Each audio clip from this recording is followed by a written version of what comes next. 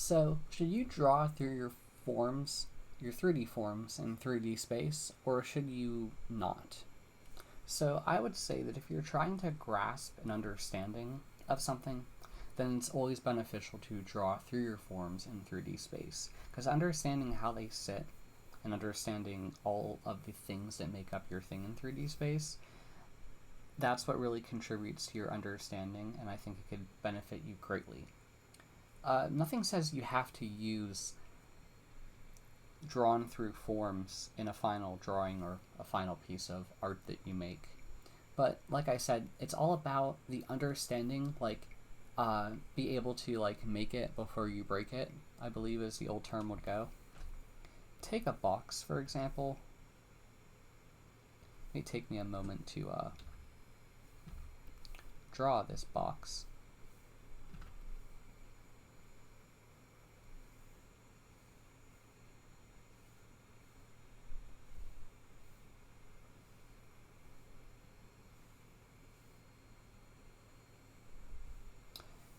But know that, I find it really beneficial, especially if you're a bit new to the whole drawing, to the drawing scene, to always try to draw through your forms. I think it also helps contribute to a lot of your experience. And probably the more drawing you do, the better it is for you. As painful as it can be sometimes, I will say that I remember when I was starting out, I found it very painful to draw through my forms more often than not because I wasn't happy with my ability at all. And I felt like I was always messing it up, and I felt like I was just a great way through an already terrible drawing, but it's one of those failures that you kind of have to power through, as frustrating as that is. But, dealing with it is another important art in and of itself.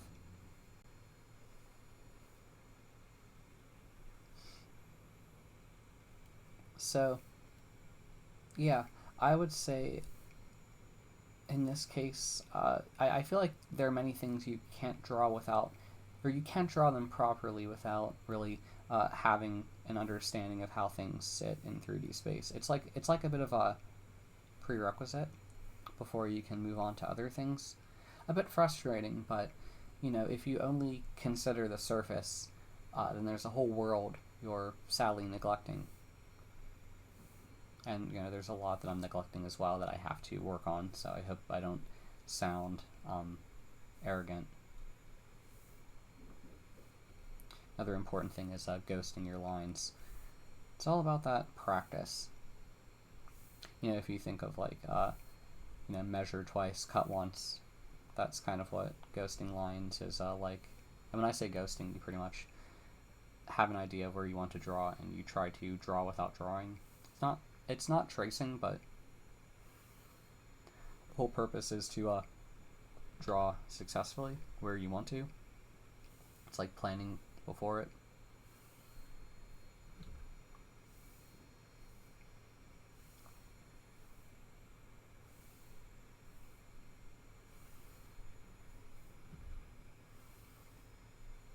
Something like that, for example.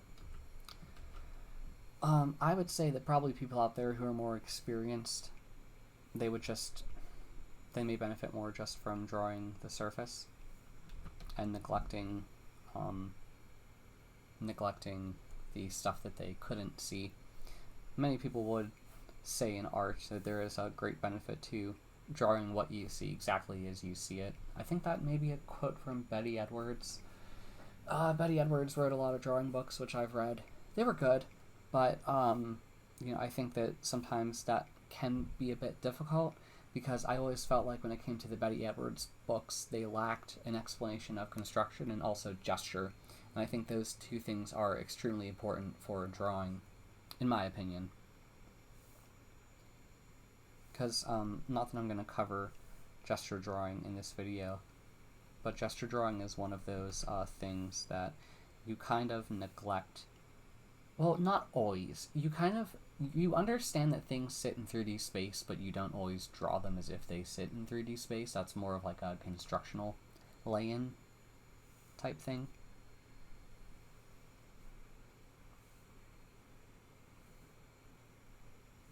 But the funny thing is, more often than not, when I draw any shapes, I add the different lines to show how they sit in 3D space last. So I find it kind of funny, because I guess maybe to a logic, or like logic would say, hey, maybe you should be laying that in at the start and not at the end. But the way I do it, I always just lay it in at the end,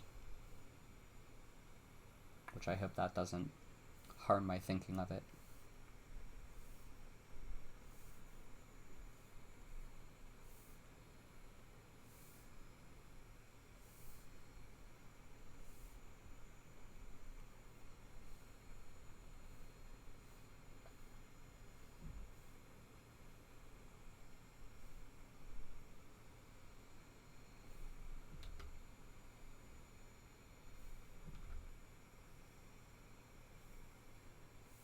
So I'm adding this back dimension to our box here. And the thing that I've been thinking about is, certain things, like if you have a ellipse versus a partial ellipse, one can help you deal with line debt, which is something I've mentioned in other videos of mine. And I always wonder, like, is this box kind of confusing to see? And I always kind of thought, yeah, it is kind of difficult to see unless you're looking through 3D space. I feel like it kind of puts a bit of a strain on the viewer.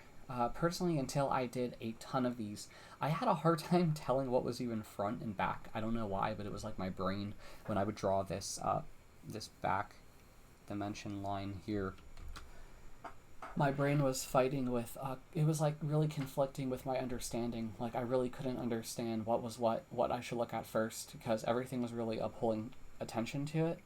And some people will use line weight to try to get around that. When I say line weight, if you see, I'm going to draw a line up here, but here, then I'm kind of putting more pen pressure, then I'm letting go of pressure, then I'm putting on more pen pressure, then I'm putting less, then more. Things like that could also help drag attention and help you deal with dealing with line debt, especially dealing with 3D forms and 3D space. I do find that extremely beneficial, even though more often than not I don't really use line weight to delineate 3D space. More often than not I'll just stick to lines. But like I said, do what makes the most sense to you. Don't be afraid of stepping outside of your comfort zone. I would say it's probably a bit like a hammer.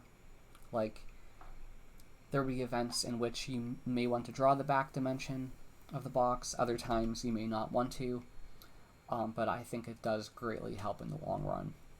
So yeah, thanks for listening to this video. Oh, I didn't cover partial versus full ellipse. Let me just do that really quick. That's like a full ellipse. Let me do it in a more clean way. This is like a full, and that's like more like a partial ellipse. Whichever you use, there are many factors to, which one's more clear to you, which one makes more sense to you. But yeah, thank you for listening to this video. If you have a question, please ask in the comments. If you like the video, please like it. And if you like my channel, please subscribe. Thank you for listening. Bye.